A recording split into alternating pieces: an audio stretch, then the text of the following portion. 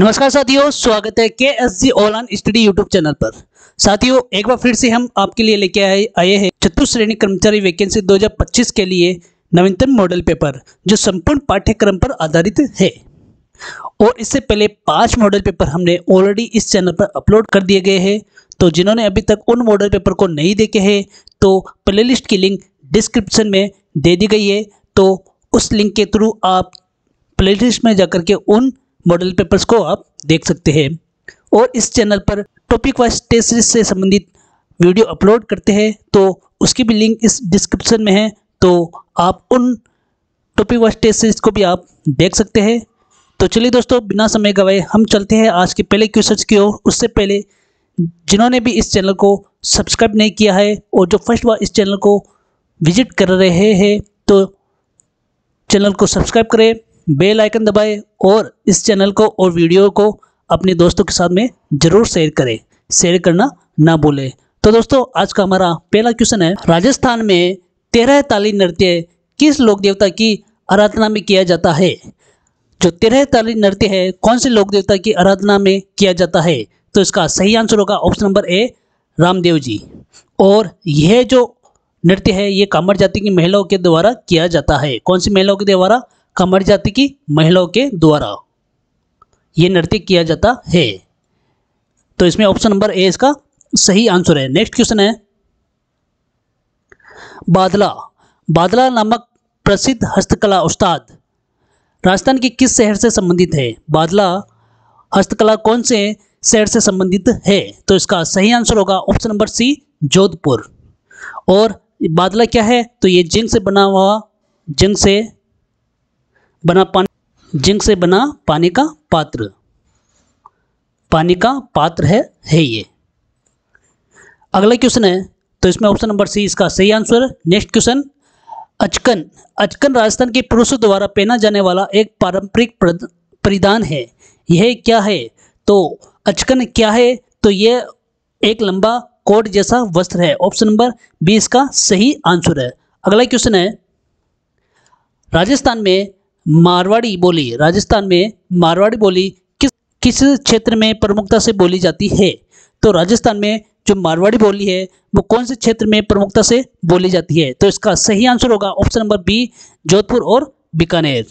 और ये जो बोली है, जोधपुर बीकानेर के साथ में जैसलमेर, नागौर, पाली, सिरोही और जालोर जैसे पश्चिमी राजस्थान में बोली जाती है। तो इसमें ऑप्शन नंबर बी इसका सही आंसर होगा। अगला क्वेश्चन है दोस्तों, कानड़ दे प्रबंध नामक महाकाव्य की रचना किसने की, जिसमें जालोर के इतिहास का वर्णन मिलता है? तो कानड़ दे प्रबंध का महाकाव्य का रचनाकार कौन है? तो इसका सही आंसर बताना दोस्तों, कमेंट बॉक्स में कमेंट करके जरूर बताएं। इसमें इसका सही आंसर होगा दोस्तों ऑप्शन नंबर ए, पद्मनाभ। कौन सा होगा दोस्तों? पद्मनाभ। इसमें जालोर के जो शासक है कान्हड़ दे, कौन है? कान्हड़ दे। कौन से दोस्तों? कान्हड़ दे और अलाउद्दीन खिलजी के बीच जो युद्ध हुआ था, तो इसका ये वर्णन इसमें मिलता है। तो इसमें ऑप्शन नंबर ए इसका सही आंसर है, पद्मनाभ। अगला क्वेश्चन है, वंश भास्कर नामक महाग्रंथ की रचना किसने की थी, जिसमें बूंदी राज्य का विस्तृत इतिहास मिलता है? तो वंश भास्कर की रचना किसने की थी? तो इसका सही आंसर बताना दोस्तों, कमेंट बॉक्स में कमेंट करें और बताएं कि इसका सही आंसर कौन सा होगा। तो दोस्तों देखिए, इसका सही आंसर होगा ऑप्शन नंबर ए, सूर्यमल मिश्रण। कौन होगा दोस्तों? सूर्यमल मिश्रण, जिसने वंश भास्कर की रचना की थी। और इसी के साथ में वीर सतसई, कौन सा ग्रंथ है दोस्तों? वीर सतसई की भी रचना किसने की थी? सूर्यमल मिश्रण ने की थी। सूर्यमल मिश्रण है यह महाराजा राम सिंह, जो कहाँ के शासक थे? ये हाड़ा शासक थे। कौन से शासक थे? या बूंदी के हाड़ा शासक थे। तो इनके ये दरबारी कवि थे। किनके दरबारी कवि थे? तो महाराजा राम सिंह के ये दरबारी कवि थे। अगला क्वेश्चन है, राजस्थान में सीरवी जाति की कुलदेवी के रूप में किसे पूजा जाता है, जिनके मंदिर में दीपक की लौ से कैसे टपकती है? तो दोस्तों, सीरवी जाति की उस कौन सी कुलदेवी है जिसके दीपक की लौ से कैसे टपकती है? तो इसका सही आंसर होगा ऑप्शन नंबर ए, आई माता। कौन सा होगा दोस्तों? आई माता। और आई माता का जो मंदिर है, मुख्य मंदिर, ये कहाँ पर है? तो यह बिलाड़ा जोधपुर। कहाँ है दोस्तों? बिलाड़ा जोधपुर। बिलाड़ा जोधपुर में आई माता का ये मंदिर है। अगले क्वेश्चन की ओर चलते हैं दोस्तों। तो अगला क्वेश्चन है एकीकरण से संबंधित। तो राजस्थान के एकीकरण के द्वितीय चरण, उस द्वितीय चरण का नाम है राजस्थान संघ में कितनी रियासतें शामिल हुई थी? तो द्वितीय चरण राजस्थान संघ में कितनी रियासतें शामिल हुई थी? तो इसका सही आंसर होगा ऑप्शन नंबर सी, 9 रियासतें। कितनी दोस्तों? 9 रियासतें। और इसका गठन हुआ था 25 मार्च 1948 को। कब हुआ था दोस्तों? 25 मार्च 1948 को इसका गठन हुआ था, जिसमें कोटा, बूंदी, झालावाड़, बांसवाड़ा, डूंगरपुर, प्रतापगढ़, किशनगढ़, शाहपुरा और टोंक जैसी रियासतों को शामिल किया गया था। अगला क्वेश्चन है दोस्तों, फूलडोल महोत्सव। राजस्थान में फूलडोल महोत्सव किस संप्रदाय द्वारा मनाया जाता है? तो फूलडोल महोत्सव कौन से संप्रदाय के द्वारा मनाया जाता है दोस्तों? तो इसका सही आंसर है रामसनी संप्रदाय। कौन सा है दोस्तों? रामसनी संप्रदाय। तो ये रामसनी संप्रदाय के द्वारा मनाया जाता है। और कहाँ पर मनाया जाता है? इसकी पीठ कहाँ पर है? तो शाहपुरा भीलवाड़ा। कहाँ है दोस्तों? शाहपुरा भीलवाड़ा में इसकी प्रमुख पीठ है। और ये मनाया जाता है होली के बाद में चैत्र कृष्ण प्रतिपदा से पंचमी तक। चैत्र कृष्ण प्रतिपदा से पंचमी तक। क्वेश्चन है पोमचा वेशभूषा, या इससे क्वेश्चन आया है कि पोमचा नामक वस्त्र राजस्थान के किस अवसर पर पहना जाता है? तो पोमचा नामक वस्त्र कौन से अवसर पर पहना जाता है? तो इसका सही आंसर होगा ऑप्शन नंबर बी, बच्चे के जन्म पर, विशेषकर बेटी के जन्म पर ये पोमचा पहना जाता है। और इसका कलर कैसा होता है? तो ये पीले रंग का होता है। कैसे रंग का होता है दोस्तों? पीले रंग का ये होता है। अगला क्वेश्चन है डिंगल और पिंगल क्या है? डिंगल और पिंगल क्या है? तो दोस्तों इसका सही आंसर बताना, डिंगल और पिंगल क्या है? तो डिंगल और पिंगल है राजस्थानी साहित्य की शैलियाँ। क्या है दोस्तों? राजस्थानी साहित्य की ये शैलियाँ है, डिंगल और पिंगल। अगला क्वेश्चन है पृथ्वीराज रासो महाकाव्य की रचना किसने की थी, जिसमें पृथ्वीराज चौहान के जीवन का वर्णन है? तो पृथ्वीराज रासो महाकाव्य की रचना किसने की थी? तो इसका सही आंसर होगा ऑप्शन नंबर ए, चंद्रवरदाय। किसने की थी दोस्तों? चंद्रवरदाय ने की थी, जो पृथ्वीराज चौहान का दरबारी कवि था। अगला क्वेश्चन है राजस्थान में डाबड़ा कांड। राजस्थान में जो डाबड़ा कांड है वो किस जिले से संबंधित है, जिसमें किसान आंदोलन के दौरान गोलीबारी हुई थी और इसमें कई सारे किसान शहीद हो गए थे? तो डाबड़ा कांड कौन से जिले से संबंधित है? तो इसका सही आंसर होगा ऑप्शन नंबर ए, नागौर। कौन सा होगा दोस्तों? नागौर। और ये हुआ था 13 मार्च 1947 को। कब हुआ था दोस्तों? 13 मार्च 1947 को ये कांड हुआ था, जिसमें कई किसान शहीद हो गए थे। अगला क्वेश्चन है दोस्तों प्रजामंडल से संबंधित। तो प्रजामंडल का जो प्रजामंडल आंदोलन था उसका उद्देश्य क्या था? प्रजामंडल आंदोलन का मुख्य उद्देश्य था दोस्तों ऑप्शन नंबर बी, इसका सही आंसर होगा रियासतों में उत्तरदायी शासन की स्थापना करना। क्या था दोस्तों? रियासतों में उत्तरदायी शासन की स्थापना करना इस प्रजामंडल आंदोलन का मुख्य उद्देश्य था। अगला क्वेश्चन है स्वतंत्रता से पूर्व राजस्थान की सबसे बड़ी रियासत, राजस्थान की सबसे बड़ी रियासत क्षेत्रफल की दृष्टि से, किसकी दृष्टि से दोस्तों? क्षेत्रफल की दृष्टि से सबसे बड़ी रियासत कौन सी थी? तो इसका सही आंसर होगा दोस्तों ऑप्शन नंबर ए, जोधपुर। कौन सा होगा दोस्तों? जोधपुर, जिसको मारवाड़ कहा जाता था, और ये क्षेत्रफल की दृष्टि से सबसे बड़ी रियासत थी। अगला क्वेश्चन है दोस्तों केसरिया बालम आओ नी पधारो मारे देश। केसरिया बालम आओ नी पधारो हमारे देश, ये किस प्रकार का गीत है और किस क्षेत्र से संबंधित है? तो दोस्तों इसका सही आंसर होगा ऑप्शन नंबर ए, लोकगीत मारवाड़ से ये संबंधित है। तो ये किस प्रकार का गीत है? तो ये लोकगीत है और मारवाड़ क्षेत्र से संबंधित है। और राजस्थान के पर्यटन का ये प्रतीक है। किसका दोस्तों? ये पर्यटन का ये प्रतीक बन चुका है। पर्यटन का ये प्रतीक बन चुका है। और ये मांड गायन शैली का उदाहरण है। किसका उदाहरण दोस्तों? मांड गायन शैली का ये उदाहरण है, मांड गायन शैली। तो दोस्तों इसमें ऑप्शन नंबर ए इसका सही आंसर है। केसरिया बालम आओ नी पधारो मारे देश, ये किस प्रकार का वाद्य, ये किस प्रकार के गीत है? तो ये लोक गीत है, मारवाड़ क्षेत्र से संबंधित है। अगला क्वेश्चन है दोस्तों कागजी पोट्री। कागजी पोट्री के लिए राजस्थान के कौन सा स्थान प्रसिद्ध है? कागजी पोट्री के लिए राजस्थान का कौन सा स्थान प्रसिद्ध है? तो इसका सही आंसर होगा ऑप्शन नंबर सी, अलवर। कौन सा होगा दोस्तों? अलवर। और ये जो सिरेटिक के बर्तन किसके दोस्तों? सिरेटिक के बर्तन। तो ये सिरेटिक के जो बर्तन हैं उसके सिरेटी के जो बर्तन है इतने पतले बनाए जाते हैं कि इससे कागज जैसे ये दिखाई देते हैं। कैसे दिखाई देते हैं? ये कागज के जैसे ये दिखाई देते हैं। अगला क्वेश्चन है मेवाड़ पगड़ी। जो मेवाड़ पगड़ी है इसका ये मुख्य रूप से इसका क्या महत्व है? मेवाड़ पगड़ी का मुख्य रूप से क्या महत्व है दोस्तों? तो इसका सही आंसर बताना है। तो इसका सही आंसर है ऑप्शन नंबर सी। यह मेवाड़ के शासकों और प्रतिष्ठित व्यक्तियों की पहचान थी। अगला क्वेश्चन है राजस्थान के एकीकरण के समय वृद्ध राजस्थान की राजधानी किसे बनाया गया था? राजस्थान के एकीकरण के समय वृद्ध राजस्थान की राजधानी किसे बनाया गया था? तो इसका सही आंसर होगा ऑप्शन नंबर ए जयपुर को 30 मार्च 1949 को। कौन से दिन? 30 मार्च 1949 के दिन जयपुर, जोधपुर, बीकानेर और जैसलमेर जैसी बड़ी रियासतों का इसमें विलय कर दिया गया था और जयपुर को इसकी क्या बना दिया गया था? राजधानी बना दिया गया था। अगला क्वेश्चन है दोस्तों बाणगंगा नदी का उद्गम राजस्थान के किस जिले में है? तो बाणगंगा जो नदी है इसका उद्गम स्थल कौन से जिले से है? तो इसका सही आंसर होगा जयपुर। कौन सा होगा दोस्तों? जयपुर। और इसको अर्जुन की गंगा भी कहते हैं। क्या कहते हैं दोस्तों? अर्जुन की गंगा भी इसको कहा जाता है। तो इसमें ऑप्शन नंबर ए इसका सही आंसर होगा। नेक्स्ट क्वेश्चन है राजस्थान की फतेह सागर झील किस जिले में स्थित है? फतेह सागर झील राजस्थान के कौन से जिले में स्थित है? तो इसका सही आंसर होगा ऑप्शन नंबर ए उदयपुर। कौन सा होगा दोस्तों? उदयपुर। और इसका पुनर्निर्माण किसने कराया था? तो इसका पुनर्निर्माण कराया था फतेह सिंह ने इसका पुनर्निर्माण कराया था। अगला क्वेश्चन है वर्ष 2011 की जनगणना के अनुसार राजस्थान की न्यूनतम जनसंख्या घनत्व वाला जिला कौन सा है? न्यूनतम जनसंख्या घनत्व वाला जिला बताना है दोस्तों। तो इसका सही आंसर होगा ऑप्शन नंबर ए जैसलमेर। कौन सा होगा दोस्तों? जैसलमेर। अगला क्वेश्चन है राजस्थान में एयर कार्गो कॉम्प्लेक्स कहाँ स्थित है? तो एयर कार्गो कॉम्प्लेक्स कहाँ स्थित है? तो ये जयपुर में स्थित है। ऑप्शन नंबर बी इसका सही आंसर है।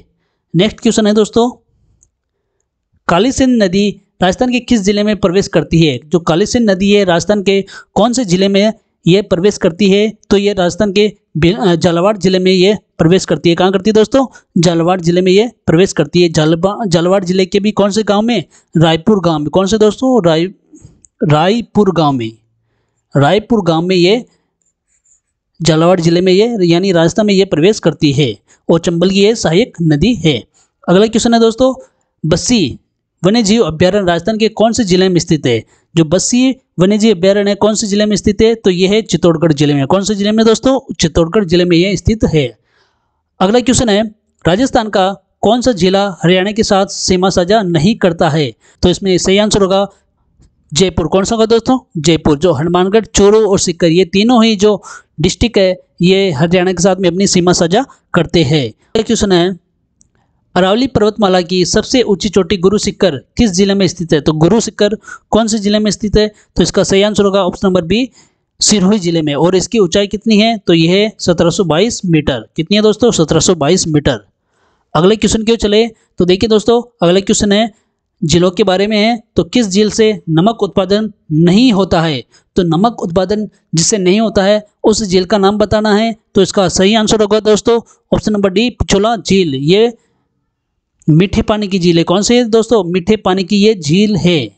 मीठे पानी की झील है। तो इस कारण से इससे क्या नहीं होता? नमक उत्पादन नहीं होता। बाकी ये जो ऊपर की तीनों ही झीलें हैं ये खारे पानी की झीलें है। कौन सी दोस्तों? खारे पानी की झीलें। और तीनों से ही क्या होता है? नमक उत्पादन होता है। अगला क्वेश्चन है राष्ट्रीय राजमार्ग 68 NH 68 राजस्थान के किन प्रमुख शहरों से होकर के गुजरता है? तो NH 68 कौन से शहरों से होकर के गुजरता है? तो कौन से शहरों से होकर गुजरता है? तो इसमें ऑप्शन नंबर 20 का सही आंसर है जैसलमेर, बाड़मेर, सांचौर। कौन सा होगा? जैसलमेर, बाड़मेर और सांचौर। तो इन शहरों से होकर के NH 68 गुजरता है। अगला क्वेश्चन है राजस्थान में शुष्क कृषि की प्रमुख समस्या क्या है? राजस्थान में शुष्क कृषि की प्रमुख समस्या क्या है? तो दोस्तों इसका सही आंसर होगा ऑप्शन नंबर सी जल की कमी, अनियमित वर्षा। तो ये इसका सही आंसर है। अगला क्वेश्चन है राजस्थान के सीमावर्ती राज्यों का उत्तर पूर्व से दक्षिण पूर्व की और सही क्रम कौन सा है, उत्तर पूर्व से दक्षिण पूर्व की ओर सही क्रम बताना है दोस्तों। तो इसका सही आंसर है ऑप्शन नंबर तीसरा, पंजाब, हरियाणा, उत्तर प्रदेश और मध्य प्रदेश। तो ये इसका सही आंसर है। अगला क्वेश्चन है दोस्तों, हरियाणा का कौन सा एक नवगठित जिला जिसकी सीमा राजस्थान को छूती है?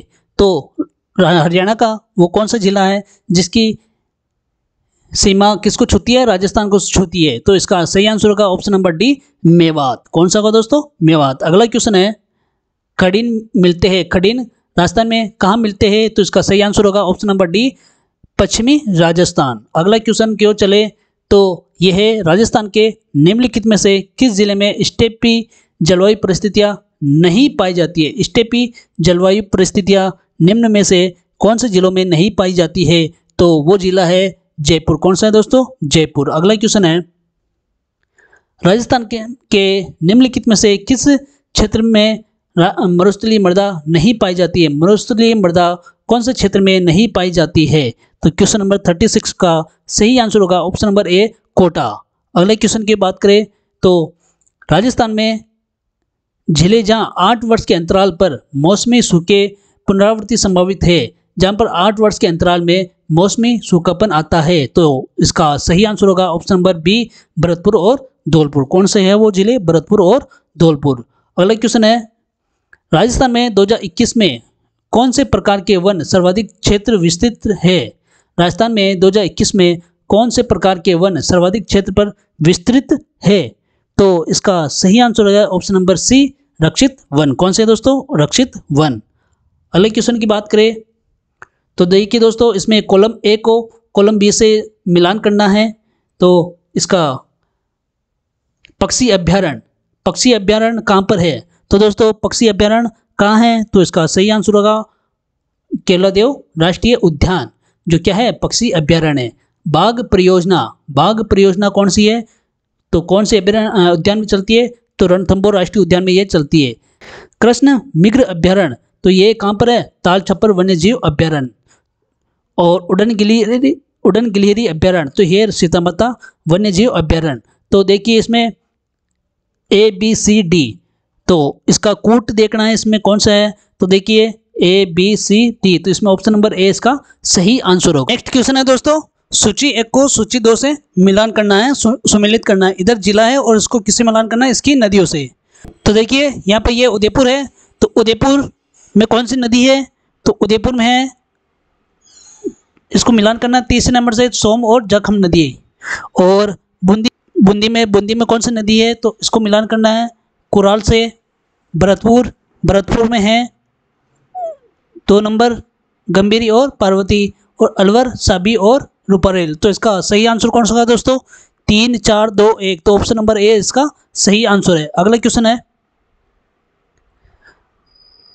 भारतीय संविधान कब अपनाया गया था? भारतीय संविधान कब अपनाया गया था? तो इसका सही ऑप्शन है ऑप्शन नंबर सी, 26 नवंबर 1949 को। और 26 जनवरी 1950 को पूर्ण रूप से ये लागू हुआ था। पूर्ण रूप से लागू कब हुआ था? 26 जनवरी 1950 को ये पूर्ण रूप से लागू हो चुका था। अगला क्वेश्चन है, भारतीय संविधान के निर्माता के रूप में किसे जाना जाता है? भारतीय संविधान के निर्माता के रूप में किसे जाना जाता है? तो भारतीय संविधान के निर्माता के रूप में जाना जाता है doctor BR Ambedkar. Option number D इसका सही आंसर होगा। अगला क्वेश्चन है, भारतीय संविधान में वर्तमान में कितने अनुच्छेद, कितने भाग और कितनी अनुसूचियां है? आधारभूत संख्या बताना है, तो इसका सही आंसर बताना है दोस्तों। सही आंसर कौन सा होगा? तो ऑप्शन नंबर 20 का सही आंसर होगा 470 अनुच्छेद, 25 भाग और 12 अनुसूचियां है। तो इसमें ऑप्शन नंबर 20 का सही आंसर है। नेक्स्ट क्वेश्चन है, भारतीय संविधान का कौन सा भाग मौलिक अधिकारों से संबंधित है? मौलिक अधिकारों से संबंधित संविधान का कौन सा भाग है? तो ऑप्शन नंबर 20 का सही आंसर होगा भाग संख्या 3। नेक्स्ट है, भारतीय संविधान की प्रस्तावना में धर्मनिरपेक्ष शब्द किस संशोधन द्वारा जोड़ा गया था? तो भारतीय संविधान की प्रस्तावना में धर्मनिरपेक्ष शब्द कौन से संशोधन द्वारा जोड़ा गया था? तो इसमें ऑप्शन नंबर 20 का सही आंसर होगा 42वां संविधान संशोधन 1976। अगले क्वेश्चन की बात करें तो सूचना का अधिकार। सूचना का अधिकार अधिनियम 2005 किस प्रकार का अधिकार प्रदान करता है? तो यह अधिकार कौन सा प्रदान करता है? तो इसमें विधिक अधिकार ये प्रदान करता है। ऑप्शन नंबर सी इसका सही आंसर होगा। नेक्स्ट क्वेश्चन है, राज्यपाल को संविधान के किस अनुच्छेद के अंतर्गत राज्य का कार्यपालक प्रमुख कहा गया है? कौन से संविधान के अनुच्छेद के अंतर्गत राज्यपाल को राज्य का कार्यपालक कहा गया है? तो 47 के अंदर कौन सा क्वेश्चन सही होगा दोस्तों? कमेंट बॉक्स में कमेंट करके बताइए जल्दी से। तो इसका सही आंसर होगा ऑप्शन नंबर सी, अनुच्छेद 154। अगला क्वेश्चन है, भारत के संविधान के किस अनुच्छेद के अंतर्गत राज्य विधानसभाओं का गठन होता है? भारत के किस संविधान के अंतर्गत कौन से अनुच्छेद में राज्य विधानसभाओं का गठन होता है? तो इसका सही आंसर होगा ऑप्शन नंबर ए, अनुच्छेद 168 के अंतर्गत। नेक्स्ट क्वेश्चन है,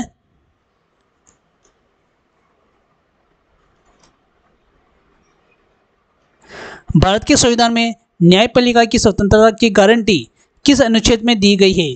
भारत के संविधान में न्यायपालिका की स्वतंत्रता की गारंटी कौन से अनुच्छेद में दी गई है? तो इसका सही आंसर होगा दोस्तों ऑप्शन नंबर ए, अनुच्छेद 50 के अंदर। कौन सा है? अनुच्छेद 50 के अंदर। और ये क्या है? एक नीति निर्देशक तत्व है। क्या है दोस्तों? नीति निर्देशक तत्व है, निर्देशक तत्व है। तो ऑप्शन नंबर ए इसका सही आंसर होगा। नेक्स्ट क्वेश्चन है, अंतरिम परिषद किस संदर्भ में प्रयोग होता है? अंतरिम परिषद कौन से संदर्भ में प्रयोग होता है? तो इसका सही आंसर होगा ऑप्शन नंबर डी, नई सरकार बनने से पूर्व अस्थायी प्रशासन हेतु। किस लिए दोस्तों? नई सरकार बनने से पूर्व अस्थायी प्रशासन हेतु किसका गठन होता है? तो अंतरिम परिषद का इस संदर्भ में प्रयोग होता है। अगले क्वेश्चन की बात करें तो क्वेश्चन है हिंदी में से, तो निम्न में से कौन सा शब्द अशुद्ध शुद्ध है? निम्न में से कौन सा शब्द शुद्ध है? तो ऑप्शन नंबर ए इसका सही होगा, सच्चाई। नेक्स्ट क्वेश्चन की बात करें तो दूध का दूध और पानी का पानी करना, तो मुहावरे का क्या अर्थ होगा? तो दूध का दूध और पानी का पानी होना, इसका अर्थ है ऑप्शन नंबर सी, न्याय करना। क्या होगा दोस्तों? न्याय करना। अगले क्वेश्चन की बात करें तो दिन का विलोम शब्द क्या होगा? दिन का विलोम शब्द होता है रात। ऑप्शन नंबर ए इसका सही आंसर है। नेक्स्ट क्वेश्चन, बहुत दिनों बाद मुलाकात हुई, वाक्य में काल कौन सा है? कौन सा काल है इसमें? तो मुलाकात हुई। तो ऑप्शन नंबर बी इसका सही आंसर होगा, भूतकाल। कौन सा होगा? भूतकाल। फूलों का खिलना कौन सा वाक्यांश है? फूलों का खिलना कौन सा वाक्यांश है? तो इसमें ऑप्शन नंबर 20 का सही आंसर होगा, भाववाचक संज्ञा। कैसे होगा दोस्तों? तो खिलना क्या है? क्रिया है, लेकिन यहाँ पे क्या हो रहा है? यहाँ पे भाव प्रकट हो रहा है, तो इसमें होगा ऑप्शन नंबर बी, भाववाचक संज्ञा। नेक्स्ट है, मानव शब्द का पर्यायवाची नहीं है। मानव शब्द का पर्यायवाची नहीं है। देखिए दोस्तों, मनुष्य है, नर है, जीव है, पर्वत नहीं है। तो ऑप्शन नंबर डी इसका सही आंसर होगा। नेक्स्ट है, परीक्षा में उत्तीर्ण हुआ, वाक्य में उत्तीर्ण शब्द क्या है? तो उत्तीर्ण हुआ तो ये क्या है दोस्तों? 57 के अंदर। तो इसका सही आंसर होगा ऑप्शन नंबर बी, ये उत्तीर्ण एक क्रिया है। नेक्स्ट है, लड़का बहुत होशियार है, इसमें बहुत कौन सा पद है? बहुत कौन सा पद है? तो यह क्रिया विशेषण। क्या है इसमें? क्रिया विशेषण। ये क्या है? ये तीव्रता को प्रकट कर रहा है। नेक्स्ट क्वेश्चन है, बालक शब्द का तद्भव रूप क्या है? तद्भव रूप बताना इसमें। तो ऑप्शन नंबर ए इसका सही आंसर होगा, बच्चा। बालक शब्द का तद्भव क्या होगा? बच्चा होगा। सुरेश कौन सी संधि है? सुरेश शब्द में कौन सी संधि है? तो ऑप्शन नंबर 20 का सही आंसर होगा, सुरेश में गुण संधि होगी। वैसे ही राजेंद्र, तो राजेंद्र में कौन सी संधि होगी? तो इसमें भी क्या होगा? इस एक को देकर के गुण संधि होगी। कौन सी होगी दोस्तों? गुण संधि होगी। नेक्स्ट है, लोकोक्ति है, ऊंट के मुंह में जीरा। ऊंट के मुंह में जीरा का सही अर्थ है थोड़ा भोजन बहुत भूख वाले को। थोड़ा भोजन बहुत भूख वाले को। तो इसमें ऑप्शन नंबर 20 का सही आंसर होगा। यानी जब संसाधनों की ज़्यादा आवश्यकता ज़्यादा हो लेकिन संसाधन हमें कम उपलब्ध हो, तो क्या कहते हैं? ऊंट के मुंह में जीरा होना। अगला क्वेश्चन है, घर का बेदी लंका ढाए। लोकोक्ति का अर्थ बताना है। घर का बेदी लंका ढाए, तो अपनों से धोखा। क्या होगा दोस्तों? अपनों से धोखा। ऑप्शन नंबर 20 का सही आंसर होगा, औपचारिक पत्र किसे लिखा जाता है, औपचारिक पत्र किसे लिखा जाता है, तो इसका सही आंसर होगा संस्था या अधिकारी को। तो ऑप्शन नंबर सी इसका सही जवाब होगा। पत्र के अंत में आपका आज्ञाकारी छात्र किस प्रकार की भाषा है ये, तो आपका आज्ञाकारी छात्र ये है औपचारिक भाषा। कौन सा है दोस्तों, औपचारिक भाषा। तो ऑप्शन नंबर सी इसका सही आंसर है। नेक्स्ट क्वेश्चन है जो इंग्लिश के पोर्शन से आ चुके हैं, तो ध्यान से देखना दोस्तों। तो इंग्लिश के पोर्शन का ये पहला क्वेश्चन है, चूज द करेक्ट टेंस। तो इसमें सही टेंस अपन को बताना है। He a book when I enter the room. तो देखिए दोस्तों, इसका सही आंसर होगा option number B, was reading. इसमें दो जो क्रिया है ये 5 टेंस में हो रही है। कौन सी, कितनी क्रिया हो रही है, तो हो रही है। तो इसमें एक क्रिया तो चल रही थी 5 टेंस कंटिन्यूस में, और ये है ना, और दूसरी जो क्रिया है वो घटित हुई थी, इसलिए इसमें क्या आएगा, वाज रीडिंग। यानी जब मैं कमरे के अंदर प्रवेश किया तो वह क्या कर रहा था, पढ़ रहा था।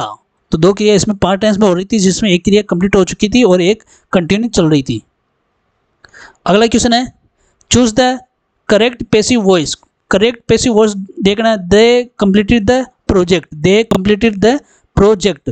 तो इसका सही आंसर होगा दोस्तों option number C, the project was completed by them.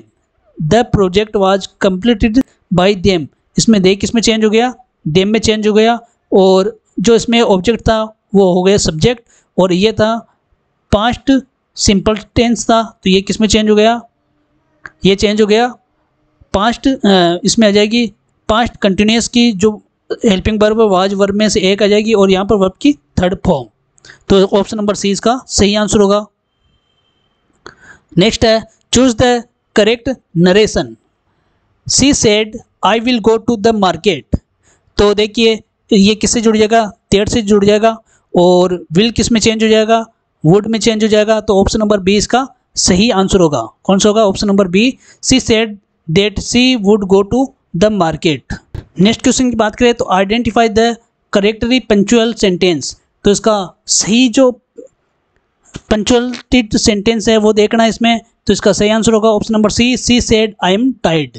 तो इसमें ऑप्शन नंबर सी इसका सही आंसर होगा। अगला क्वेश्चन है, आइडेंटिफाई द करेक्ट सेंटेंस। तो इसमें जो सही वाक्य है इसकी पहचान करना है। तो सही वाक्य इसमें option number C, he does not know the answer. ये जो डज है ये ही और सी के साथ में आता है, क्योंकि ये सिंगुलर है, तो सिंगुलर साथ में सिंगुलर हेल्पिंग वर्ब आएगी, तो इसमें डज आएगा। क्या आएगा इसमें, डज। और डू किसके साथ में आएगा, तो ये प्लूरल नाउन के साथ में आएगा। अगला क्वेश्चन है, choose the correct word, he has to in the house. तो इसमें आएगा ऑप्शन नंबर सी, वाइफ्ड। ये है वाइफ का प्लूरल, क्या है ये, वाइफ का प्लूरल है, और ये इसका सिंगुलर है। तो ऑप्शन नंबर सी इसका सही आंसर होगा। Find the error. एरर बताना इसमें, he is senior than me. तो इस देन की जगह क्या आना चाहिए था, इस देन की जगह क्या आना चाहिए था, इसमें आना चाहिए था टू। क्या आना चाहिए था दोस्तों, टू आना चाहिए था। तो इसमें ऑप्शन नंबर बी इसका सही आंसर होगा।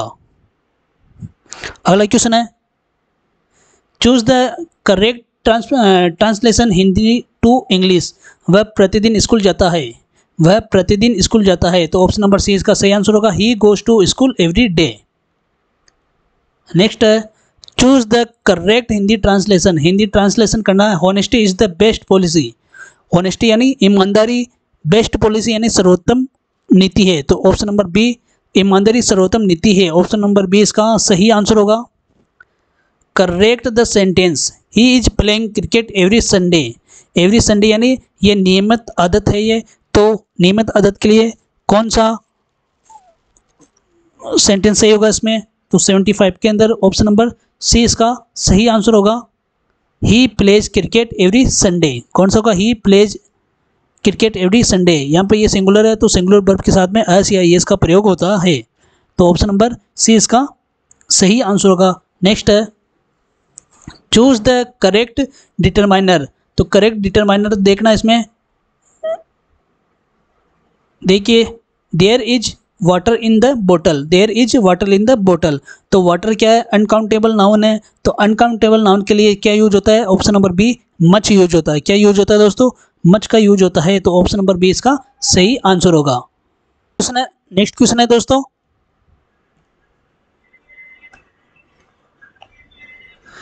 Choose the correct synonyms brave. Brave का सिनोनिम्स क्या होगा दोस्तों, तो इसमें ऑप्शन नंबर सी इसका सही आंसर होगा।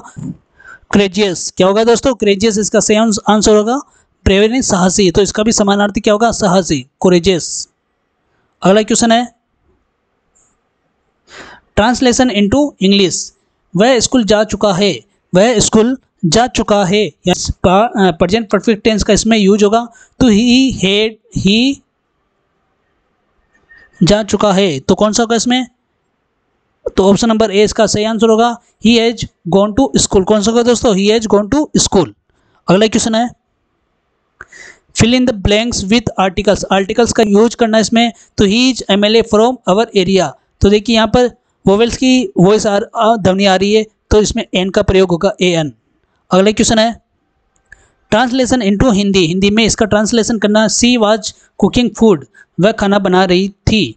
तो ऑप्शन नंबर ए इसका सही आंसर होगा, वह खाना बना रही थी। नेक्स्ट है, select the grammatically correct sentence. Grammar के हिसाब से सही सेंटेंस बताना इसमें, तो 81 के अंदर सही आंसर होगा option number C, C does not like coffee. C के साथ में क्या आ गया, डज आया, क्या है दोस्तों, डज आया, क्योंकि ये सिंगुलर है।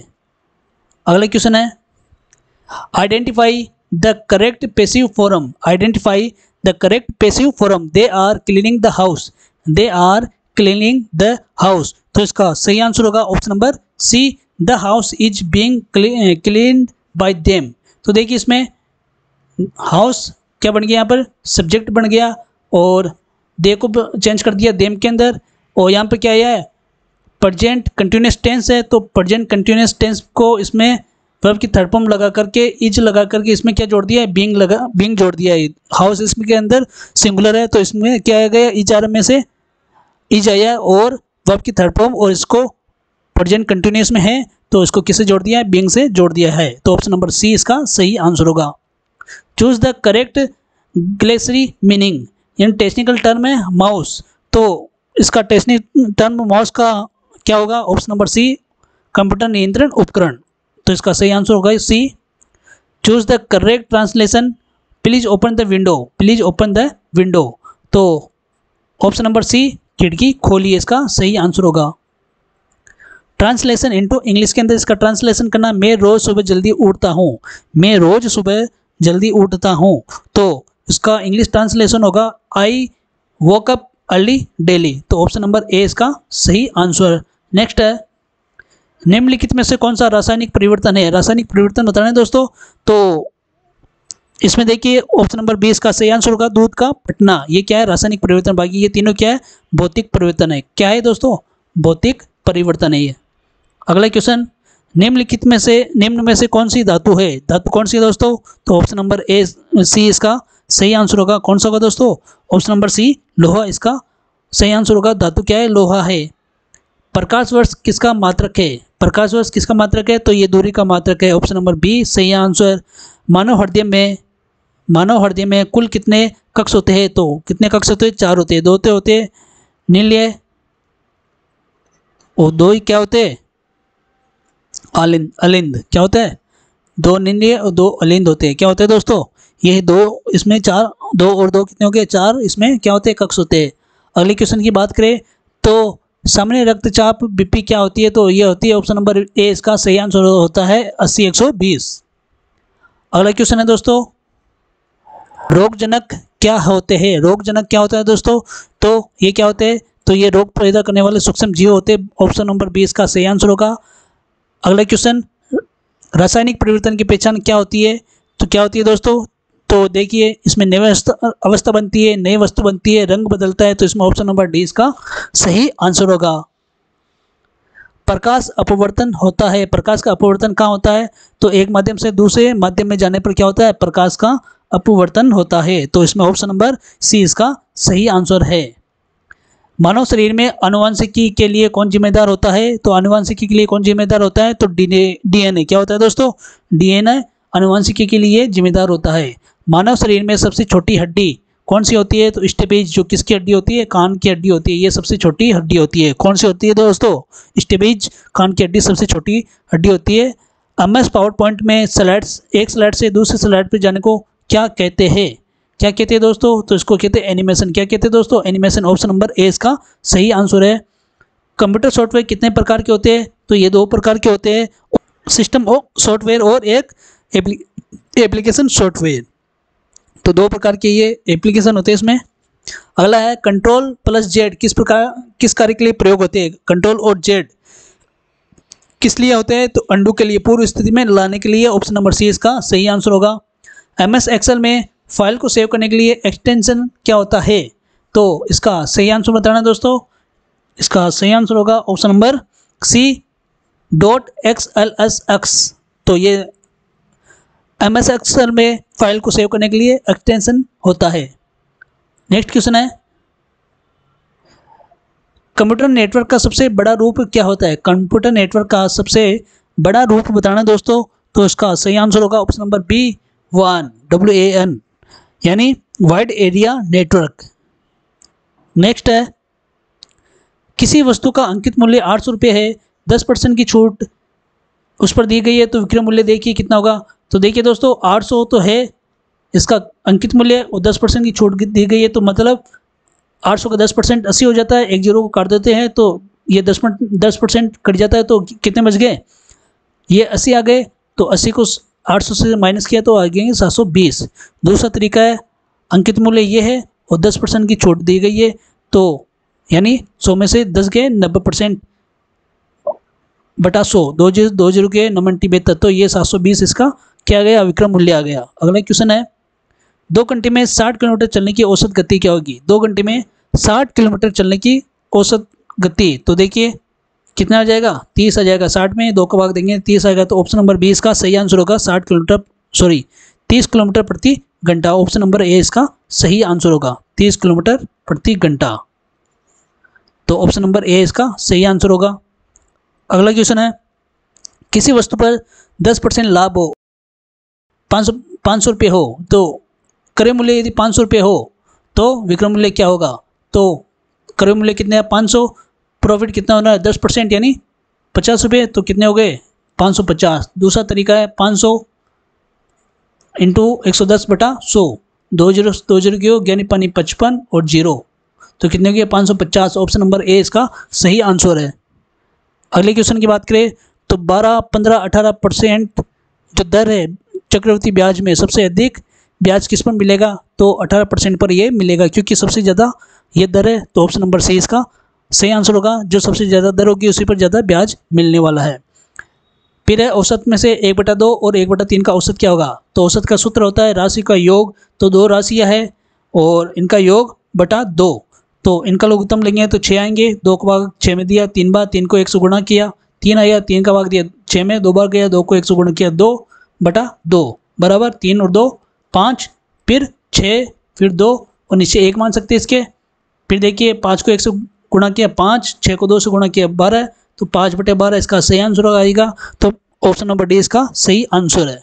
नेक्स्ट है दोस्तों, यदि औसत वेतन 12,000 है, 5 कर्मचारियों का कुल वेतन पूछे तो क्या होगा? यदि औसत वेतन 12,000 है तो 5 कर्मचारियों को कितना हो जाएगा? 12 को 5 से गुणा करेंगे तो 60 आ जाएगा, पीछे 3 जीरो, तो ये 60,000 इसका सही आंसर होगा। Option number A. तो किसी वस्तु का 25% बराबर कितना है? 75 है, तो 25 को परसेंट से हटाएंगे, नीचे जीरो लगाएंगे बराबर 75, ये 100 इधर चले जाएगा बटा 25 नीचे आ जाएगा, 25 30 75, 3 को 100 से गुणा किया तो आया 300, तो ऑप्शन नंबर बी इसका सही आंसर होगा।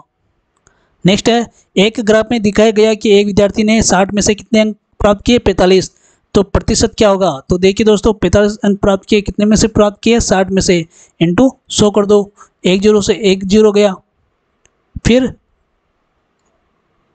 3 दूनी 6 और 15 बार ये गया, 2 को भाग दिया 5 बार गया, 15 पानी 75, तो 75% कहाँ आ रहे हैं? तो सी, ऑप्शन नंबर सी इसका सही आंसर होगा।